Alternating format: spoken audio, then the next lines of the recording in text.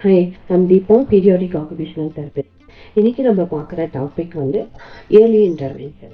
So occupational தெரப்பியில் early இன்டர்வென்ஷன்ன்றது ஒரு குழந்தையுடைய பர்த்ல இருந்து 6 இயர்ஸ் வரைக்கும் ரொம்ப இம்பார்ட்டன்ட். எக்ஸாம்பிளுக்கு நம்ம ஏதாவது நியூவா சேஞ்சஸ் பண்றோம், இல்ல ஆல்ரெடி பண்ணிட்டு இருக்கிற மெத்தட் வந்து தப்பு, இதுதான் கரெக்ட் வே அப்படின்னு நம்ம வந்து சொல்லி கொடுக்கும் போது ஈஸியா அடாப்ட் பண்ணிப்பாங்க குழந்தைங்க.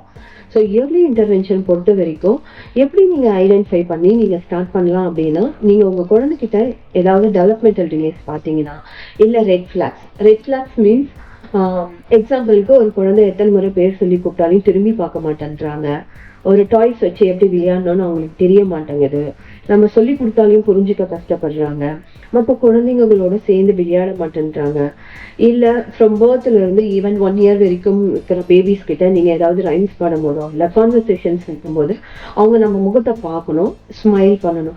ஸோ இந்த மாதிரி ரெஸ்பான்சஸ் இல்லாம இருக்கு அப்படின்னா நீங்க இம்மிடியட்டா ஒரு ஆக்குபேஷனல் தெரபிஸ்ட கன்சல்ட் பண்ணி தெரப்பி ஸ்டார்ட் பண்றது ரொம்பவே